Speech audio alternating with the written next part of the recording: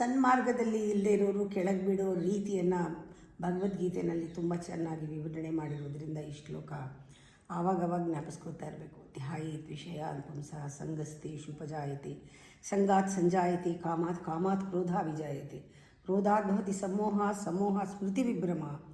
ಕೊನೆಯಲ್ಲಿ ಬುದ್ಧಿ ನಾಶ ಆಗುತ್ತೆ. ಯಾವತ್ತೂ ಸಂಘ ಬಹಳ ಮುಖ್ಯ. ಅದರಿಂದ ಸತ್ಸಂಗ ಯಾರಿಗೆ ಸಿಗುತ್ತೆ ಎಷ್ಟೊಂದು ನಿಸ್ಸಂಗಗಳಾಗತ್ತೆ. ಸತ್ಸಂಗ ತುಂಬ ಒಳ್ಳೆಯದು. ಇಲ್ಲ ಸಂಘ ಸರಿಗಿಲ್ಲ, ಅಲ್ಲಿಂದ ನಮಗೆ ಬಯಕೆಗಳು ಉಂಟಾಗತ್ತೆ. ಇಂದ್ರಿಯಗಳು ಯಾವುದರ ಸಂಘ ಮಾಡುತ್ತೋ ಆ ಬಯಕೆಯಿಂದ ನಮಗೆ ಸಮಾಧಾನ ಆಗಲ್ಲ. ಯಾಕೆಂದರೆ ಹೊರಗಡೆಯಿಂದ ಸಾಧ್ಯವೇ ಇಲ್ಲ ನಮ್ಮನ್ನು ತೃಪ್ತಿಪಡಿಸೋಕ್ಕೆ. ಯಾವ ವಸ್ತುಗಳಿಗೂ ವಿಷಯಕ್ಕೂ ವಿಚಾರಕ್ಕೂ ವ್ಯಕ್ತಿಗಳು ನಮ್ಮನ್ನು ತೃಪ್ತಿಪಡಿಸೋದಿಲ್ಲ. ಅದರಿಂದ ಕೋಪ ಬರುತ್ತೆ. ಕೋಪ as expression of all the 6 ಗುಣಾಸ್. ಆ ಕೋಪ ಬಂದ ತಕ್ಷಣ ನಮ್ಮಲ್ಲಿ ಮೋಹ, ಆ ಮೋಹದಿಂದ ನಮಗೆ ನೆನಪಿನ ನಾಶ. ಏನು ಬೇಕೋ ಯಾವ ಟೈಮ್ನಲ್ಲಿ ಇರಬೇಕು ನಾವು ಅಲ್ಲಿ ಇರಲ್ಲ, ಎಚ್ಚರ ಇರಲ್ಲ. ಅದೇ ನೆನಪು ಅಂದರೆ ಏನೋ ಜ್ಞಾಪಿಸ್ಕೊಳ್ಳೋದಲ್ಲ.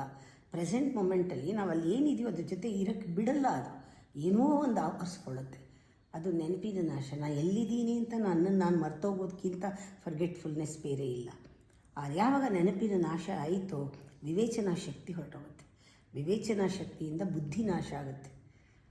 ಎಲ್ಲ ಶುರು ಆಗೋದು ಇಂದ್ರಿಯಗಳು ಯಾರ ಸಂಘ, ಯಾವ ಸಂಘ, ಏನನ್ನ ಸಂಘದಲ್ಲಿದೆ ಅನ್ನೋದು ನಮ್ಮ ಅವನತಿಗೆ ಕಾರಣ. ಇದನ್ನು ಆವಾಗವಾಗ ಧ್ಯಾಯತೋ ವಿಷಯಾನ್ ಪುಂಸಃ ಶ್ಲೋಕನ ಆವಾಗವಾಗ ಹೇಳ್ಕೊಳ್ತಾ ಇದ್ದರೆ ಆ ಚೈನ್ ನಮ್ಮನ್ನು ರಿಮೈಂಡ್ ಮಾಡ್ತಾ ಇರುತ್ತೆ.